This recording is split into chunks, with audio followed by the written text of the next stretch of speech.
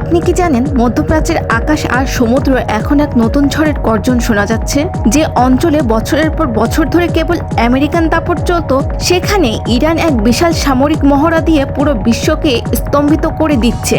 স্থল, আকাশ আর সমুদ্র তিন দিক থেকে ইরান আজ এমন এক শক্তির প্রদর্শন করেছে যা দেখে তাবড় তাবড় সামরিক শক্তিও আজ নতুন করে ভাবতে বসেছে। কিন্তু কি ছিল সেই মহড়ায়, চলুন দেখি। গল্পের শুরুটা হয় আকাশ থেকে। মেঘ চিরে ধেয়ে আসছে রাশিয়ার তৈরি খুনে হেলিকপ্টার Mi-28। একে বলা হয় উড়ন্ত ট্যাঙ্ক।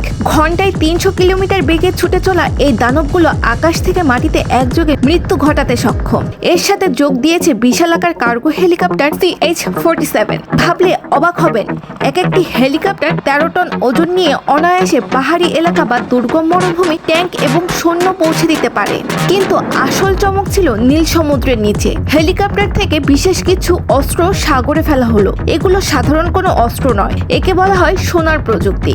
গুজব আছে উত্তর কোরিয়ার কাছ থেকে পাওয়া এই প্রযুক্তির মাধ্যমে সমুদ্রের অতল গভীরে লুকিয়ে থাকা যে কোনো সাবমেরিনকে ইরান মুহূর্তেই ধ্বংস করে দিতে পারে।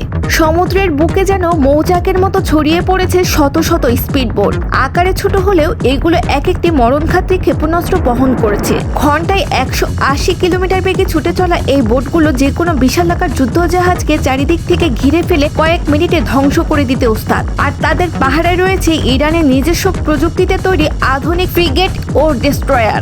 এবার তাকানো যাক স্থলের দিকে। মরুভূমির উত্তপ্ত বালু আর ধুলোর মেঘ উড়িয়ে ছুটে আসছে কারার ট্যাঙ্ক। সাধারণ ট্যাঙ্ক যখন বালুর গরমে অচল হয়ে যায়, ইরানের এই ট্যাঙ্ক তখন ঘন্টায় 90 কিলোমিটার বেগে দাপিয়ে বেড়ায়। এর নাইট ভিশন সেন্সর আর বিধ্বংসী কামান যে কোনো শত্রুকে ধুলোয় মিশিয়ে দিতে সক্ষম।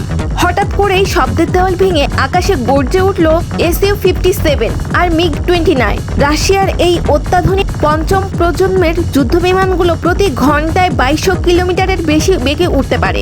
এদের সাথে ছিল ইরানের নিজস্ব প্রযুক্তিতে আধুনিকায়ন করা F-40 টমক্যাট। এরা কেবল উড়ে বেড়ায় না, 4 টন ওজনের ক্ষেপণাস্ত্র নিয়ে মুহূর্তেই শত্রুর আকাশসীমা তছনছ করে দিতে পারে। গল্পের শেষ অঙ্কে দেখা গেল এক রোমাঞ্চকর দৃশ্য। 1000 ফুট উপর থেকে প্যারাশুট নিয়ে নিচে নেমে আসছে ইরানের স্পেশাল প্যারা কমান্ডোরা। দুর্গম যুদ্ধক্ষেত্রে যেখানে রাস্তা নেই, সেখানে এই কমান্ডোরাই ইরানের শেষ কথা।